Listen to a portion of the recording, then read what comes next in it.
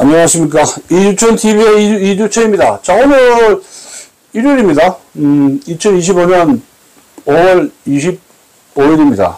자, 오늘 특별한 인터뷰가 있습니다. 미국 사학회, 그리고 한국 근현대사의 태두이신, 그리고 한미관계사의 아주 거장이십니다. 김원모 교수님 댁을 제가 직접 찾아와서 인터뷰를 하게 됐습니다. 김 교수님, 안녕하십니까? 안녕하십니까? 너무 좀 불편하신데, 병원에 나오셔가지고 인터뷰에 응해주셔서 감사합니다.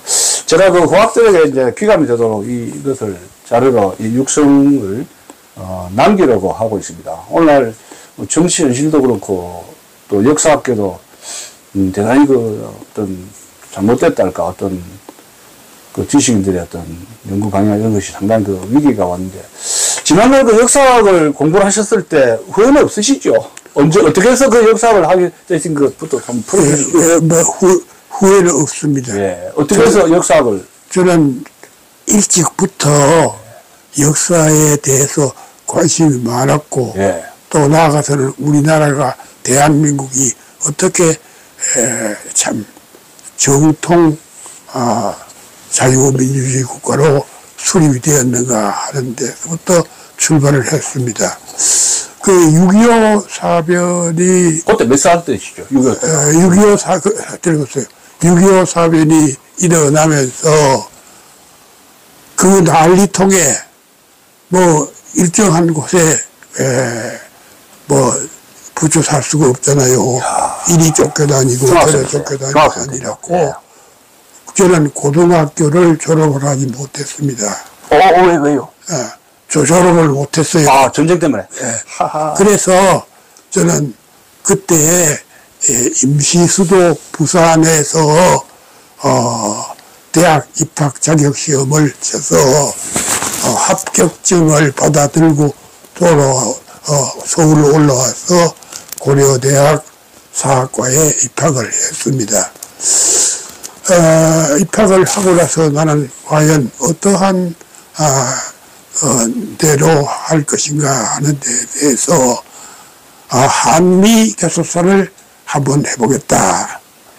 왜 그렇게? 한미 교섭사, 자연히 한국의 안보가 이렇게 불안한 것은 결국은 미국 핵 우산 하에서 한국의 안보가 보장된다는 것을 알고 이것을 규명하기 위해서는 철저하게도 한미 관계사를 그에 대해서 연구를 하고 싶은 의욕이 생겼습니다. 제가 첫 번째 논문을 발표하게 된 것은 동아일보에 내가 스스로 미국사에 있어서의 서부에 위치하는 논문을 썼으니까 동아일보사에서는 아주 평자가 아주 칭찬을 하면서 흔쾌히 그것을 게재를 했습니다. 그로부터 내가 대학을 가야 되겠다. 대학을 가지 못하면 안 되겠다 해서 임시수도 부산에서 시험을 치르고 합격을 해서 고대 사학과에 입학을 하게 된 것입니다. 됐습니까? 예. 아니, 그러니까, 저도 53년생인데, 그러면, 제가 어린 시절에 50년대, 60년대 보면, 부산에 군인들이 널널했어요. 상위군도 많고, 6.25 때 그러니까, 미군들 보고 좀 한미관계사에 대한 그런 게 있어요. 그건 없었습니다. 그러네요. 내 스스로 이제 해야 되겠다 해서 입학을 해서 졸업을 했습니다. 자, 그러면, 내가 한국에 있어서는 안 된다. 한미 관계사의 자료를 이것을 입수를 해서 연구를 해서 논문을 쓰려면은 한국 측의 자료, 미국 측의 자료를 서로 융합을 해서 이것을 바탕으로 해서 써야만 공정한 한미 관계사가 수립되겠다 해서 미국 유학을 지망하게 된 것입니다. 그래서 미국 유학을 지망하게 되어서 준비를 하면서 가니까 그럼 학비는 누가 되었느냐? 이게 문제입니까? 예. 그래서 마침내 우리 어머니께서는 일자 무식이지만은 사내대장부가 외국물을 먹어야 된다. 외국물이라는 것은 미국 유학을 해야 된다 이 말이에요. 예. 외국물을 먹어야 된다 해서 어머니가 적극적으로 서포트해서 미국 유학을 포틀랜드 예. 스테이트 유니버시티 예. 포틀랜드 주립대학 대학원에 입학을 해서 한미 관계사를 전공하게 된 것입니다. 그럼 몇 년 계셨었죠? 그게? 그것이 언제입니까? 그것이 1970년대 70 초입니다. 그거 박정희 대통령이 그 유신 때 그 외환 보이고 그거 보내는 거 송금하는 거 굉장히 규제가 참 많았을 텐데. 그래서 그때 나는 가져갈 돈도 별로 없지만은 그래도 그게 그 외환 규제가 많아서 네, 굉장히 많았습니다. 어떻게 좀 숨겨가지고 그래 가서 입학을 했습니다. 아니 그때 좀 미국 자료가 저도 뭐 경험 있지만 그 자료가 참 많은데 주로 어떤 자료를 좀 많이 인상 깊은 자료가? 그때 주로 이제 제가 이제 입학을 하면서 전공을 한미 관계사를 하겠다고 뜻을 표하면서 내 스스로 미국 측의 자료를 입수를 하게 된 것입니다. 그런데 때마침 그 당시에 내가 미국 유학하기 무렵 전후에서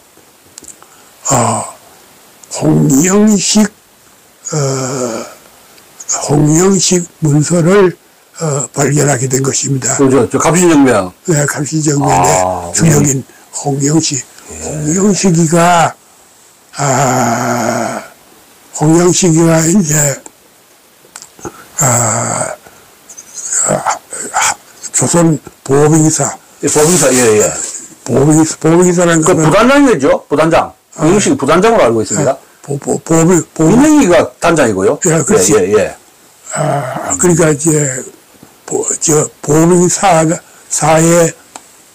사회는 민영이, 홍영식 등등 8명의 뭐 서재필인가 뭐 또 그 서재필 다 포함돼서 그 사람 가족이 못 살댔잖아요. 왜 가겠냐 하니까 왜 가게 하겠냐 하면은 한미조약의 체결에 한미조약을 체결하면은 상대국의 공사관을 개설해야 된다. 공사를 파견해서 공사를 주둔해야 된다 하는 것이. 근데 한국은 워싱턴에 공사관을 매입을 해서 공사를 설치할 재정적인 능력이 없잖아요. 달러가 또. 그러니까 그 대신 조선보위사를 파견하게 되었다. 그 조선보위사는 주미 공사를 의미하는 거죠. 주미공사. 그래서 주미 공사를 파견하게 되는데 민영이, 홍영식 등등 10여 명을 파견하게 되거든요. 아니 그러니까 지금 두 사람 사이가 아주 안 좋아가지고 올 때는 뭐 유럽으로 가고 뭐 한국으로 일본으로 가고 했죠. 완전히 찢어져가지고 두 파로 나눠가지고 들어왔더라고요. 참 비극적이네요. 그런데 우리나라의 가장 약점은 무엇이든지 하나가 주체가 생기면은 무엇이든지 분열. 이거 분열적이 많아. 조선시대부터 분열이 병입니다. 병이에요, 병. 이것은 이제 결국은 모든 것이 아주 완전히 통합되어서 한 것이 아니라 자꾸 분열이 된다고. 이것이 약점이에요, 우리는. 약점이죠. 그래서 미국에 가서 국서를 제정하고 또 미국 각지에 아주 공식적인 미국 공사관이라든지 모든 것을 전부 다 시찰을 다 하고 나서 예. 돌아올 때는 예. 그만 분열돼서 따로 국밥으로. 따로. 그러니까 홍영식은 그 일본을 갔습니까? 홍영식 팀은 예. 미국 대통령이 제공한 그 배를 타고서 세계 일주 항행을 했어요. 예. 세계 일주 항행을 하고 예. 민영이는 한 1년 가까이 뒤늦게 왔습니다. 유럽에서 한참 관광했네요. 예, 그러면 보행사를 파견하게 되면은 공사를 찾아오게 되면 반드시 보고서를 써야 되잖아요. 써야 예, 예. 그거 참, 그거 제일 중요한 건데. 예, 그것이 이제 문제 아닙니까? 야, 그거 참. 그런데 이거 한국 축자료를 보니까 조선 보행사에 복명문답기라 그래요. 예, 예. 복명문답기가 없어. 아니, 그렇게 비싼 돈으로 갔으면은, 이거 리포트가 없어요? 그 리포트 그런 게 이제. 기가 차네요. 근데 그것이 없으니까, 나는 어디 거리 하고 생각해서, 그 고서점에서 막 자료를 훑어서 전부 다 검색을 해보고 해서, 마침내 조선 보빙사에 홍영식 보빙사 문서를 발견해서, 이것을 연구했습니다. 아이고. 그 보빙사 문서는, 원본은, 미국에서요? 아니면 한국에서요? 한국에서 없지. 예. 한국에서 했습니다. 그래 그걸 가지고 나중에 이제 드리겠지만은 그것이 참 정말 그래 반드시 성정원 일기에 올라 있거든요. 보면서 문서가 없어. 이거 왜 없을까? 그 이유가 뭡니까? 왜 없을까? 그래 이제 민영이가 정권을 잡았어요. 예. 민영이가 민비의 그 조카 아닙니까? 예. 민비의 조카니까 민영이가 정권을 잡았다 그래야. 그러니까 반대파를 숙청하기 위해서 그렇게 한 것입니다. 그러니까 민영이가 하는 행동 보면 그때부터 좀 썸씽농.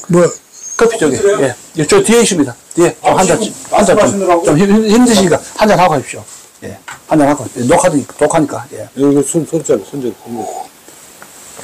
그러니까 미스테리하고 괘씸한 게 민영 행동을 보면, 보빙사에서 단종으로 해가지고 엇박자를 해가 유럽 가서 돌아다니는 거며, 와가지고 정확하게 보고서를 하지 않은 거며, 또 문물을 봤으면은 개화에 대해서 어떤 각자 박자를 맞춰줘야 되지 않습니까? 김옥균하고? 이 여러 가지 행동이 민영이건 개화파가 될 자격이 없었던 거 아닙니까? 나 참 민영이 순간 치가 떨립니다. 그거 어때 보십니까? 김 교수님. 나 참 기가 차서요. 그래, 내가 이 조선 보위사 문제는 이제 그 보위사 이제 국서를 대통령에게 갖다 바치고 나서 이제 각지를 미 육사를 비롯해서 각지 요소를 전부 다 구해시켜 줍니다. 유입시켜 줍니다. 근데 왜 이 기사가 빅뉴스냐 하면은 보통 우리가 이제 대사 공사를 파견하게 되면은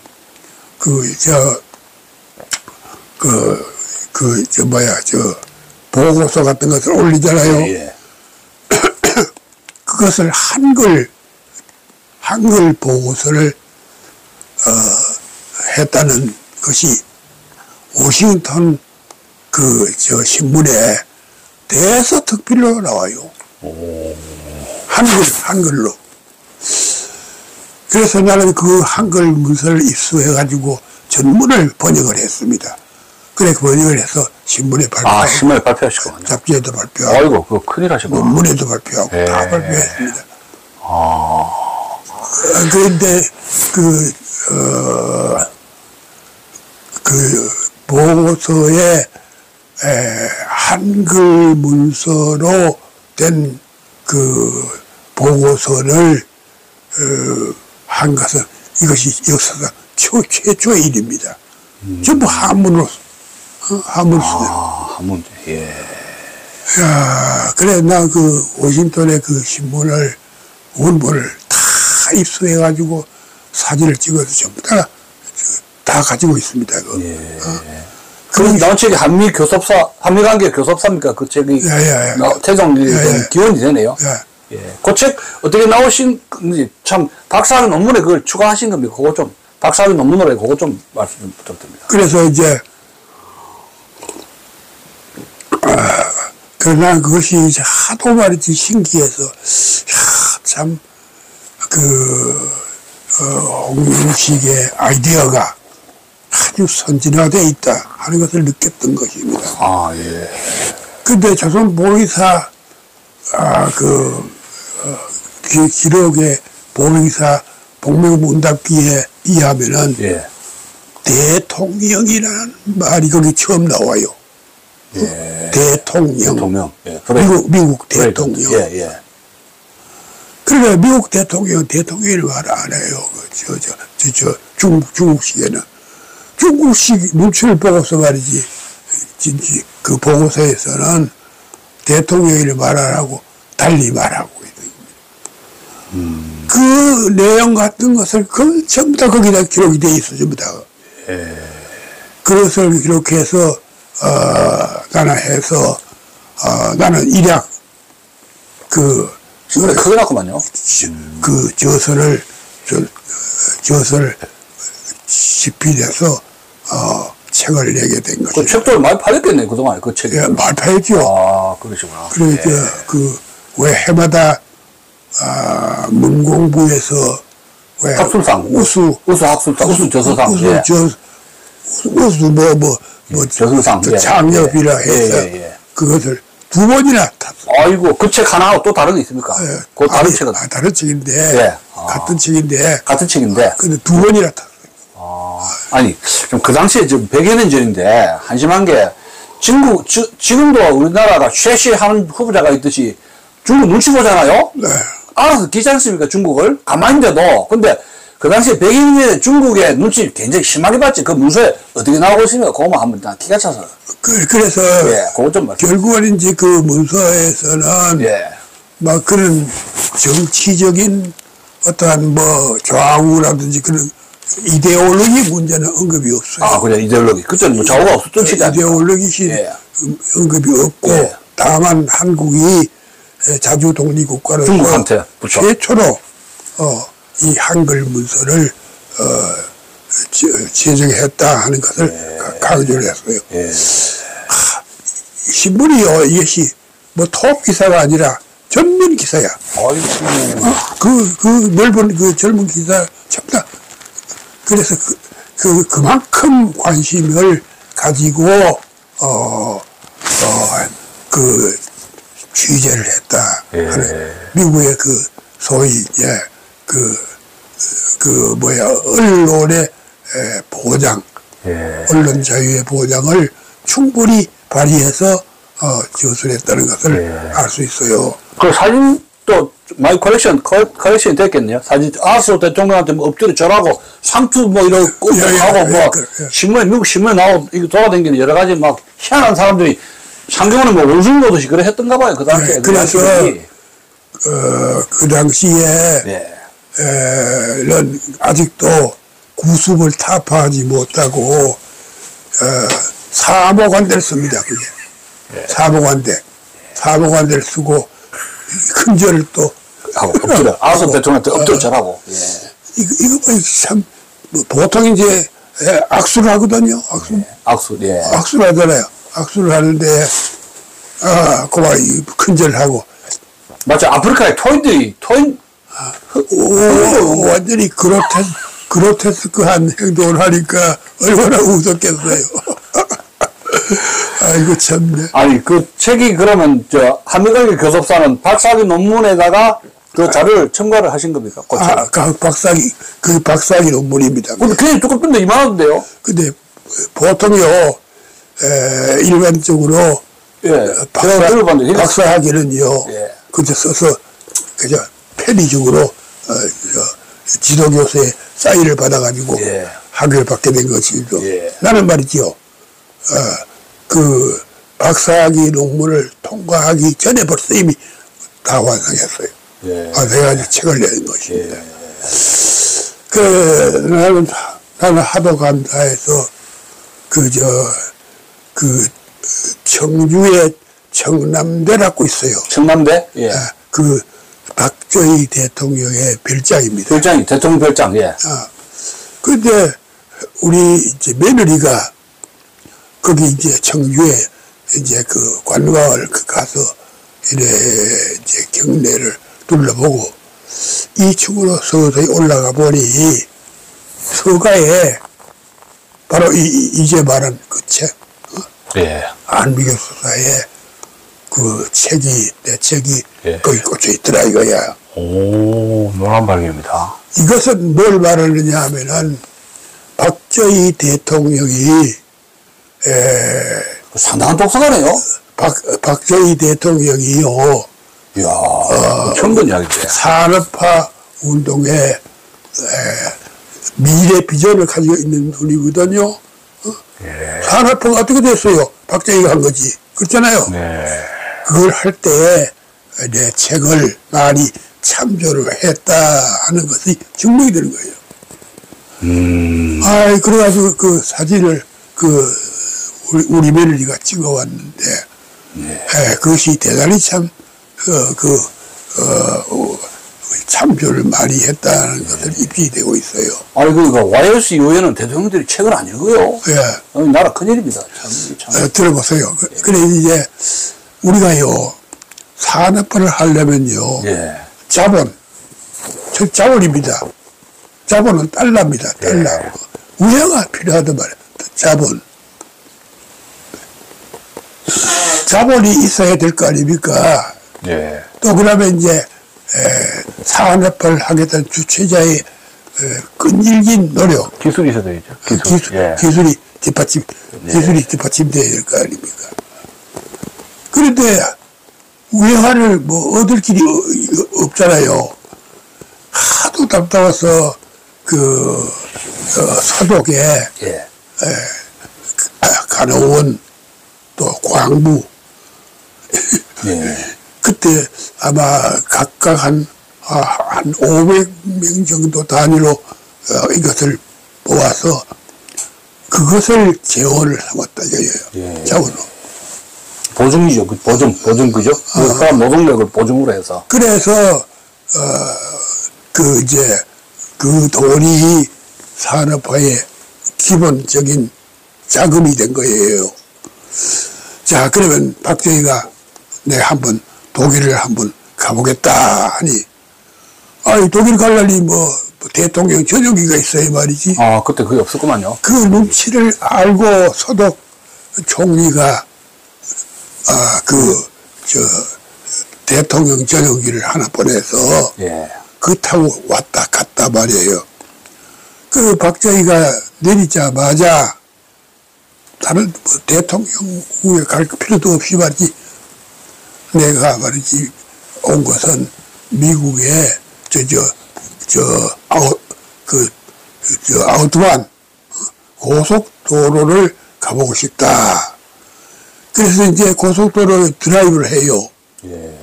50km, 시속 50km, 예. 100km, 150km, 이렇게 드라이브 싹 했단 말이야.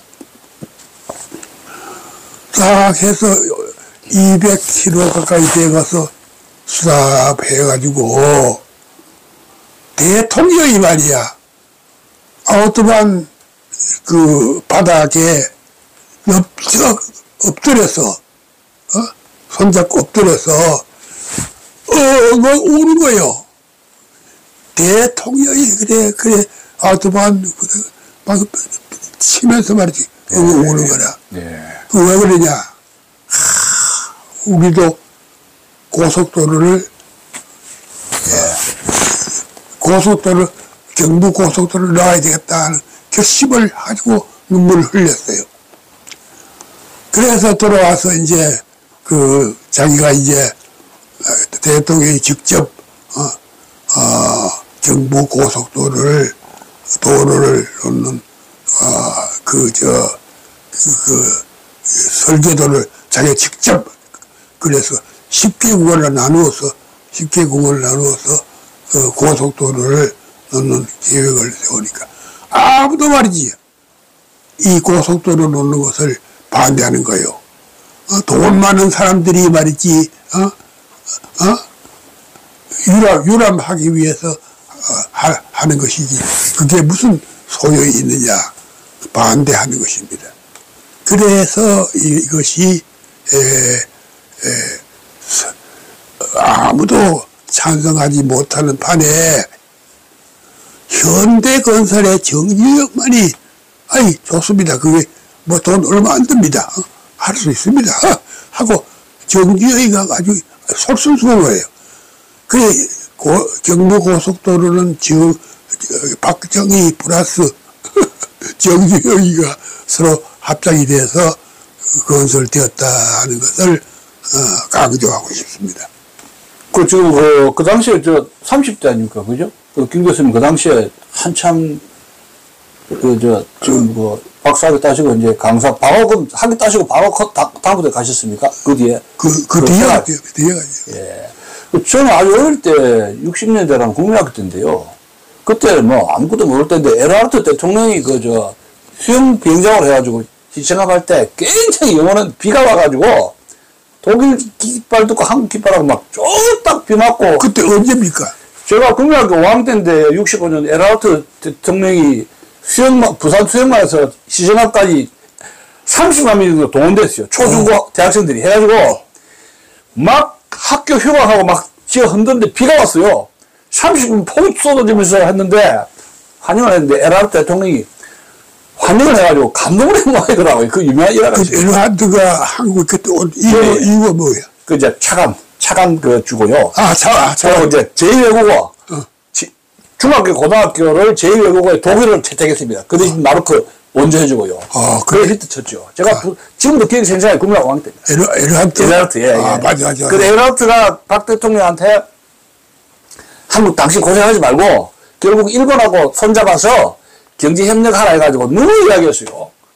케네디도 그래 했고. 그래서 자기 생각하고 같았기 때문에 일본 가는데 그렇게 미국 그다음에 독일을 해서 일본으로 해가지고 결국은 우회하게 된 거예요. 그래서 에르하르트가 박정희 대통령이 말도 안 줬어요. 독일을 가고 싶은데 전용기가 없으니까 그걸 알거든.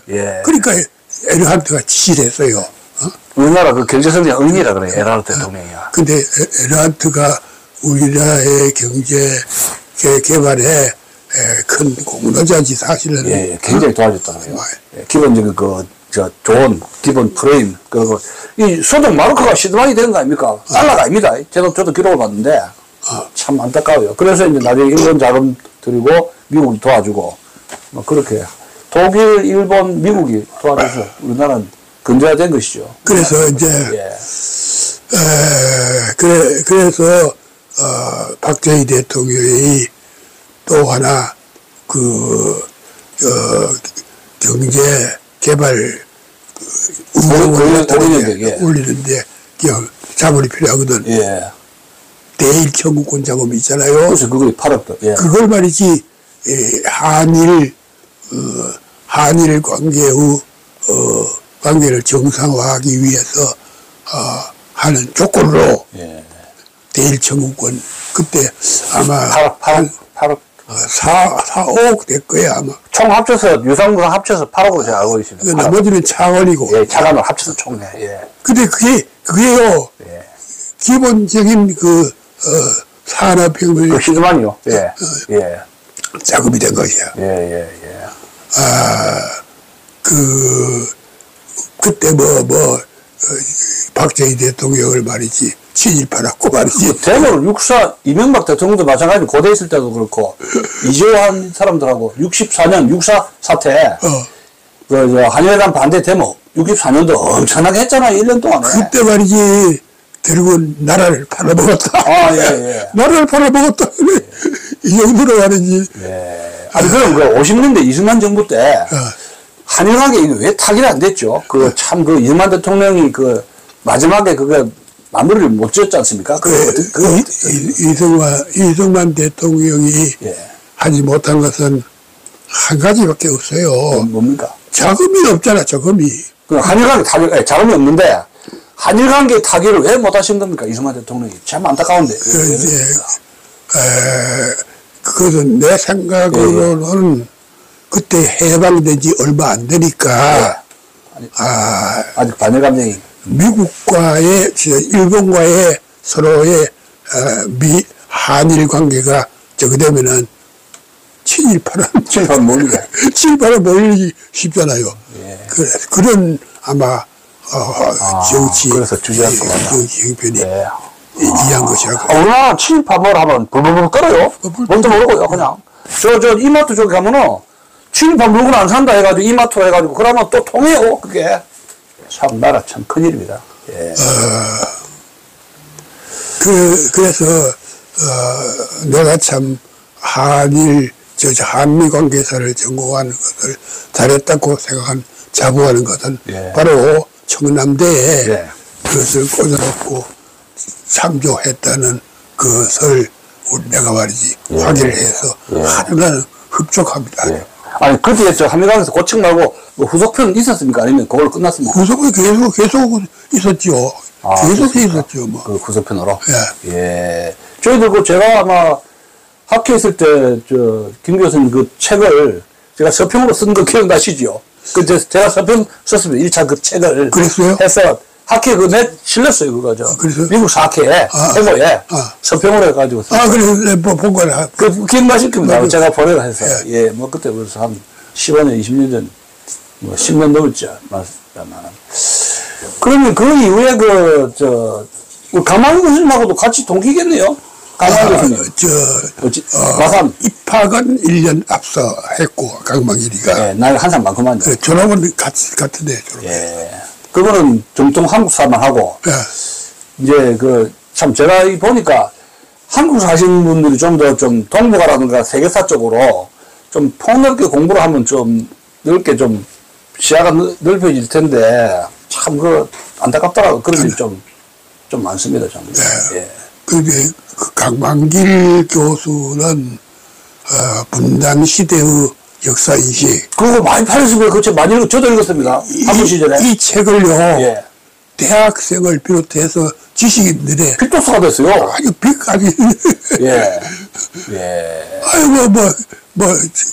그만큼 대단했습니다. 그러니까 그게 지금 어떻게 보면 좀 말은 맞는데, 남북한이 분단이 됐으면 그러면 레지티머시, 정통체제가 뭐냐 이런 데는 문제가 생기거든요. 뭐 고구려 뭐 발해 신라 이런 데면은 그 분단됐을 때에 구약에서도 이스라엘 왕국과 북이스라엘 왕국과 남유대 왕국이 있지 않습니까? 근데 분단되면 어느 쪽이 더 정통적이냐 이런 문제에 대해서는 너무 이거 뭐 반쪽 국가다 이렇게 했기 때문에 저도 많이 좀 비판했습니다만, 자유가 있는 나라하고 자유가 없는 나라는 그 역사인식에서 해결이 프라이어트가 자유정신의 확대라고 세계사를 이야기했듯이 그건 다른 거 아닙니까? 자유가 빠지면 역사학은 이거 아무것도 아니잖아요. 어떻게 보십니까? 그런 점에서. 그래서 예. 이승만이 이제 미국에서 돌아왔단 말이야. 이번에 일본 출장 가서, 예. 박정희 대통령, 이승만 대통령 그 기념사업에서 동경에 그 브란치를 만들었어요. 동경 지북. 예. 그런데 그 브란치를, 예. 무슨 계통에서 한 것입니까? 민단에서 한 겁니다. 민단인가? 예. 민단. 예. 조총이 아니고 민단. 조총이 아니죠? 예, 민단 쪽에. 예. 근데 그럼 취지는 뭡니까?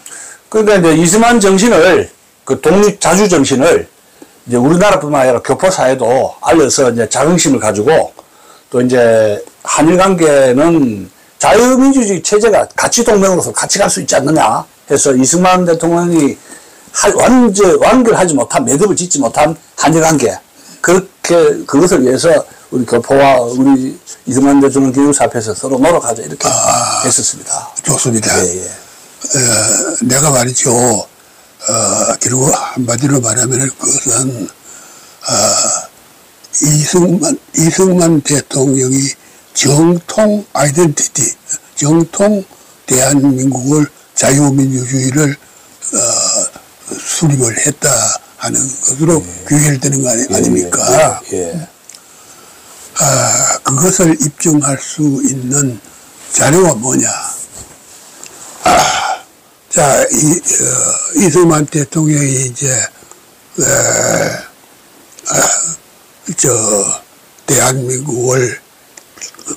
대한민국 정부를 수립을 해야 되겠다. 대한민국 정부 상하이에 있는 임시정부가 대한민국 임시정부지. 천만의 말씀. 상해에 있는 임시정부는 임시정부고 망명정부지. 그것이 어떻게 정통 대한민국이냐. 여기에 이제 이승만 자신이 임시정부 대통령을 역임했지만은 정통정부로 인정할 수 없다. 나는 스스로 자유민주주의 대한민국을 수립하겠다 하는 이런 확고한 확신을 가지고 이제 시작한 것입니다. 그래서 이제 1945년 50초 유엔 감시하에서 총선거, 우리나라 역사상 처음입니다. 총선거를 실시해서 선출된 국회의원이 이승만 대통령을 초대 대한민국 정부 대통령으로 선출을 하게 된 것입니다. 그러면 강만할 교수님이 이야기한 분단시대 역사식을 보면 남북 관계를 굉장히 대등하고 평등하게 양국가를 평등하고 대등하게 바라보라는 인식이 있었거든요. 근데 북한은 자유가 없고 45년도 10월 달에 평양에서 모였을 때 김성이라는 자인데 나이가 33살밖에 안 되는 애순이었어요. 그 자가 소련 군력의 꼭두각시였는데 소련 군력의 지시하에 성립된 꼭두각시 정권이 어떻게 남북한 간에 대단하다고 분단시대라고 할 수가 있느냐는 이야기입니다. 기가 차서요. 그 이제 강만길 교수는 한마디로 말하면 친북 세력이거든. 친북 세력 좌장이야, 좌장. 좌장인데.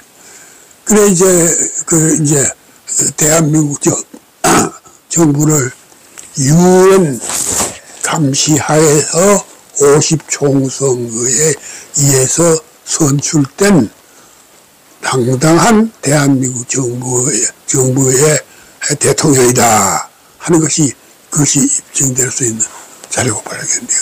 그 자료를 가지고 이렇게. 예. 근데 그것이 뭐냐 하면은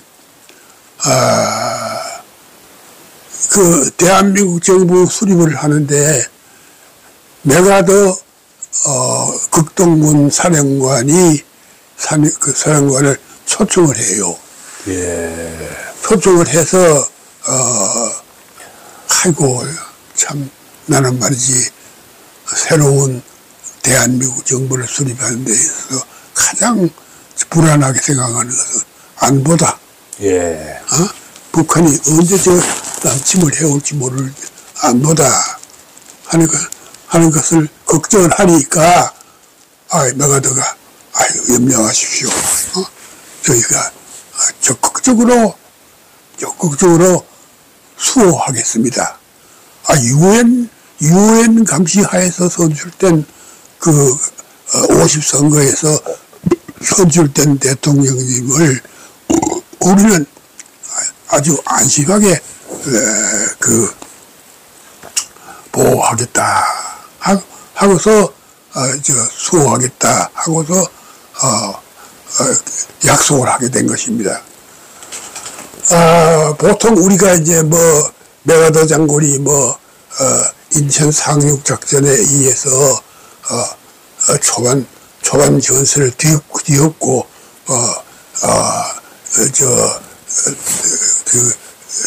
전쟁을 수행을 했는데 아이, 그 당시 생각해 보세요. 아, 북한군은 스탈린의 무기 제공, 탱크, 예. 탱크, 또 그 다음에, 모택동에 또, 모택동에 인력, 병력 지원. 인민해방군, 예, 예. 이것을 받아가지고 이제 한 것이죠. 그러나 그 반면 대한민국은 국군은 말이죠. 완전히 무장이 말이지. 구식 무장, 다발총 그거 아니에요. 다발총은 중국이고, 아주 구구식 총밖에 없어요. 카빈총, 카빈총, 예, 이제 시대 때, 예. 그러니까 말이지, 이것이 크게 손상이 된 것입니다. 그래서 이제, 북한군이 쳐들어와서, 남침을 해서, 소련의 탱크를 앞세우고, 3일 만에 서울을 함락을 해요. 함락을 하니, 이승만 대통령은, 황급하게, 한강을 격파하고 나서, 대전으로 내려와서, 대전에 국민학교, 교무실에 앉아가지고서, 그 당시에, 트루만 대통령에게 편지를, 타이프라이터로 치어 보냅니다. 내가 이렇게 말이지, 참, 북한의 침입을 받아서, 이렇게, 내려와 있다. 나를 좀 도와달라. 그러니까 그 편지를 받아보고 난 트루만은 한마디로 미8군을 파견하겠다. 미8군을 파견하겠다는 말을 들으니까 참모들이 걱정을 하기를 그러면 이 전쟁이 국제전으로 확대될 것을 걱정을 해요. 그러나 트루만은 모든 것은 내가 책임을 진다 하는 것을 그 사인을 해가지고서 이승만 대통령에게 보낸 것입니다. 이래서 미군이 참여해서 한국을 구제하게 된 것입니다. 이 얼마나 참 아름다운 일입니까? 저 중학교 그때 6.25 때 어디 계시고 어떻게 피난 쫓겨나고 그것 좀 이야기 있어요. 어떻게 고생하셨습니까? 6.25 때 사실은 이 쫓겨다니고 고등학교를 졸업하지 못할 정도로 쫓겨다녔으니 예. 말할 것도 없죠. 그러나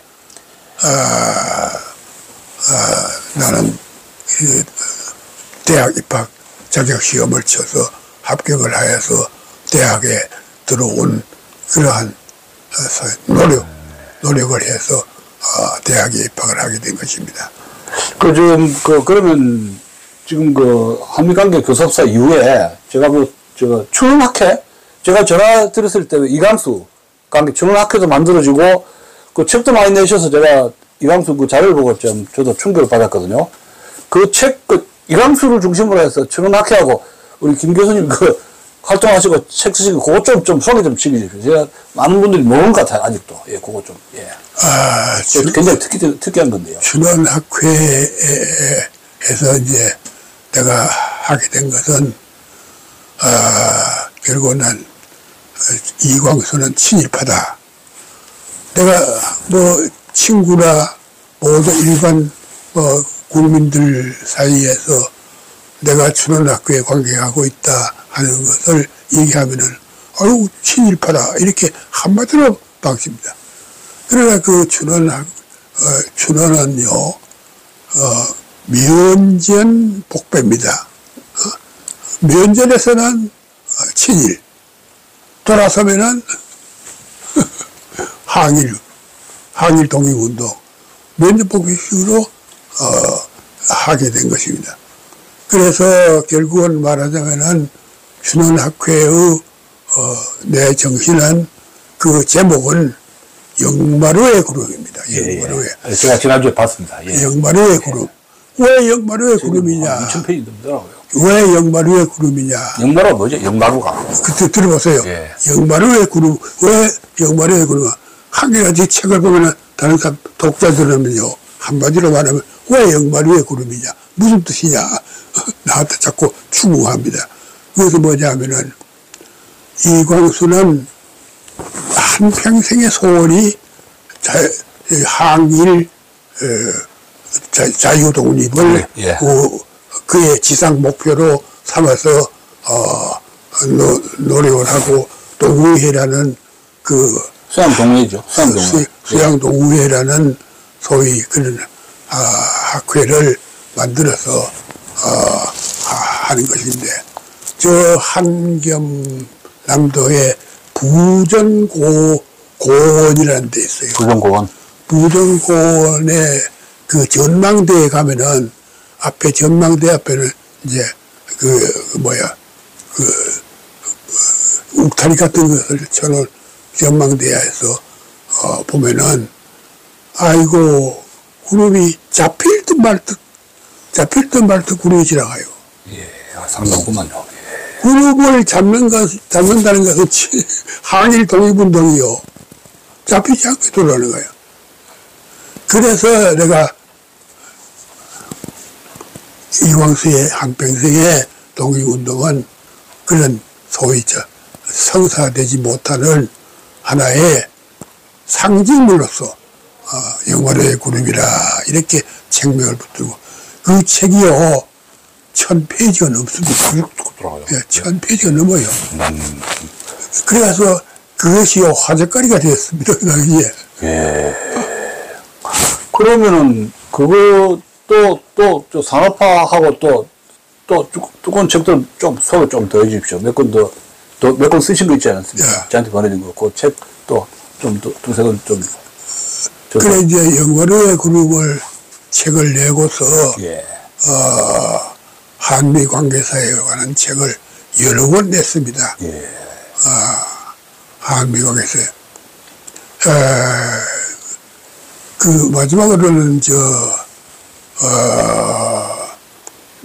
마지막으로서는 한일 관계사 뿐만 아니라 산업화 비전을 산업화의 비전을 한 책은 그 뒤에 예. 나온 책에서 언급이 되었습니다만은 이것이요 하나의 이광수로서는 하나의 커다란 전환기를 맞이한 책이 아닌가 생각이 됩니다. 이광수는 그 6.25 사변 그 전후무렵에서 직접 체포가 돼서 예. 감옥에 갇힌 예. 그러한 참 불운을 당하였습니다. 그래 그 이후에 있어서의 이광수의 저는 완전히 자기는 친일을 하도 면전복별식으로 친일을 했다 하는 것을 그것을 입증을 하게 된 것이에요. 예. 그것은 소년 때부터 일본의 명치학원에 다닐 때부터 소년대라는 그 학회를 만들어서 그 나이 불과 15살. 천재입니까? 그죠? 일제 때 3대 천재 중에 한 명이 이광수죠. 예. 15살밖에 안 되는 이 나이에 그런 운동을 하니까 결국은 말하자면은 이광수는 아주 참 피맺힌 항일 독립운동사임을 입증하게 된 것입니다. 예.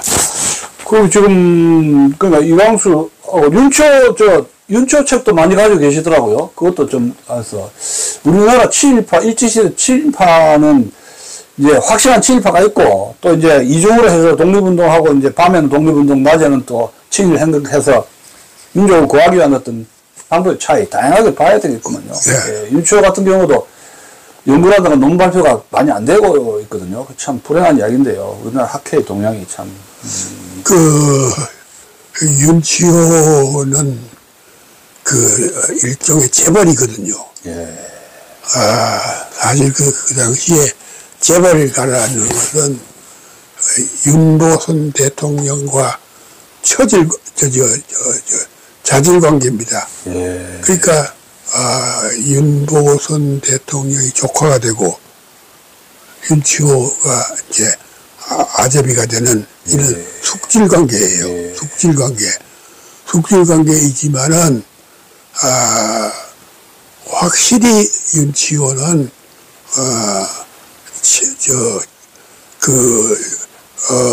항일 독립 운동가입니다. 그 입증은 윤치호 일기를 영어를 얼마나 잘하는지요. 한평생 영어로만 일기를 썼다 하는 것을 주목을 해야 됩니다. 일기 영어로요? 예, 영어. 전부 선배. 물론 이제 그 영어로 한 것을 한글로 번역판이 나왔습니다만은 완전히 그 일기에 의하면은요, 일제 말기에 윤치호가 연희전문학교뿐만 아니라 그 입 옆에 있는 여학교, 이화여자대학, 여자전문대학까지도 관리를 했던 사람인데, 이제 일제 말기에 반드시 학교는 조회를 합니다. 조회. 아침에 모임. 조회를 할 때까지 교수이건 학생이건 간에 한마디도 조선말을 하는 사람이 없더라. 한탄스럽게 말하는 거요. 전부 일본말로만 한다 하는 것을 거기 적혀 있어요. 이것은 뭘 말하는 것입니까? 한국인은 친일에 빠졌다 이거야. 이 정도로 그런데 그것을 뭐래 반발적으로 하는 윤치호는 완전히 독립운동가이면서 우리나라의 애국가를 작사하신 선구자인 것입니다. 예. 지금 그러면 김 교수님, 지금 이제 역사 말년 이렇게 해서 굉장히 많은 저서도 타시고 상도 많이 타셨는데, 지금 우리나라 역사학계, 특히 한국 역사학계, 지금 동양사, 서양사, 한국사 해가지고 완전히 세 쪼가리 돼버렸어요. 그래서 더 이렇게 분열돼서 종합적인 역사 인식이라든가 역사 공부가 안 되고 있는데, 지금 과학들에게 좀 역사학의 좀 풍토라든가 이런 데서 고칠 점이라든가 이런 거 좀 있다고 보십니까? 어떻게 보십니까?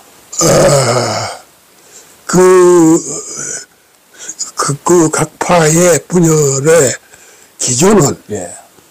기조는 결국은 두 가지입니다. 한 가지는 친일했느냐, 안 했느냐? 아니면 항일 독립운동을 하느냐, 그 역점을 어디에 뒀느냐에 따라서 시각이 달라져요. A라는 사람이 친일파다. B라는 사람은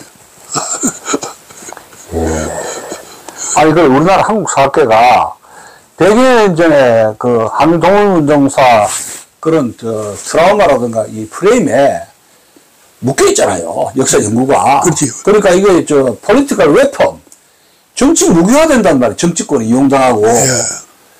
그리고 지금 영국과 프랑스 같은 게 100년 전에 했고, 독일하고 프랑스가 1차 대전, 2차 대전, 그 다음에 1870년 보물전쟁에서 세 번을 거쳐 했던 원수의 나라예요. 그래, 맞아. 그러면 우리나라 중국 관계라든가 한일 관계를 이제 공정하게 봐야 되는데, 역사학자들이 이런 과거에 매몰된다면 대한민국 역사학의 미래가 있는가, 이런 참 비극적인 현상에 직면하게 됩니다. 이제 이일정 교수가 동경의 민당 계통에서 이승만 대통령을 재조명하는 그런 훌륭한 일을 하고 있다 하는 것은 참으로 고무적인 일입니다. 왜 그러고 하니, 자, 우리나라 정부가 대한민국이 어떻게 탄생이 됐습니까? 어떻게 탄생이 됐어요? 이것은 어디까지나 대한민국 정부가 탄생이 된 것은 이승만 대통령의 자유민주주의 국가를 건설하겠다, 수립하겠다 하는 의지의 하나의 그 사업입니다. 그러니까 이제 대한민국 정부를 수립하는 데 있어서 이승만이 제일 먼저 극동군 사령관 명하도 장군을 대한민국 정부 수립 기념식에 참석하도록 초청장을 내서 명하도 장군이 왔습니다. 그래 명하도 장군을 만나서 고맙다고 인사를 하면서 한마디가 한국의 안보를 걱정하게 된 것입니다. 왜냐하면은 그 당시 김일성은 호시탐탐 남침뭐 기회를 노리고서 스타린으로부터 무기를 제공받고 또 보택동으로부터 병력 지원을 받는 등 온갖 준비를 다 하고 있는 데 대해서 안도의 불안을 느낍니다. 그래서 그랬으면서 그 명하도 장군을 초청을 했습니다. 그 안보 걱정을 하니까 염려 마십시오. 저희는 대한민국을 UN 감시하에서 선출된 그 의원들이 선출한 대통령이기 때문에 대통령을 지켜주겠다, 대한민국을 지켜주겠다 하고는 아주 굳은 결심을 합니다. 예. 이제 결론적으로 말하면은 이것이 정말로 이승만 대통령이 말하다시피 북한 김일성이가 그러한 것을 지원을 받아가지고서 6.25를 남침 전쟁을 도발하게 된 것입니다. 예. 그 도발을 하게 되었기 때문에 이것에 의한 반발이 심하게 된 것입니다. 그래 이것이 이제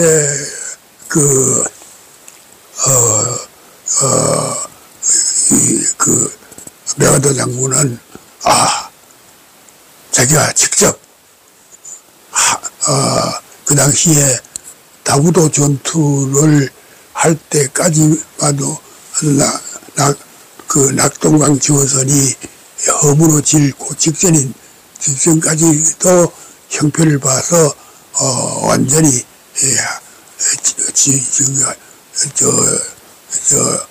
항일 운동을 전개를 했던 것입니다. 그런데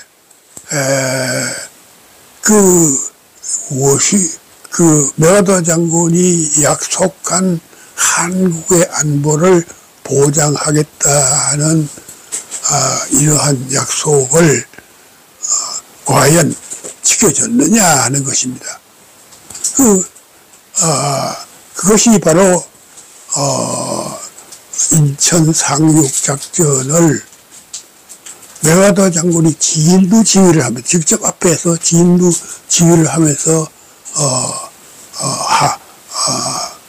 인천 상륙작전을 벌여서 남북 간의 병참 기지를 완전히 차단함으로 말미암아 전세는 역전이 되고 말았던 것입니다. 역전이 되니까 이승만 대통령은 북진통일 하면서 외치면서 북으로 저 압록강까지 올라가게 된 것입니다. 그러니까 다급한 또 김일성은 또 모택도에게 병력 지원을 요구하니까 중공군을 대거 참전시켜서 그야말로 다발총을 쏘아대어가면서 막 중군이 되어서 일사후퇴를 가져오게 되는 그런 비극을 빚게 된 것입니다. 오늘 여기까지 할까요? 1시간 때. 예, 그렇죠. 오늘까지. 감사합니다. 예.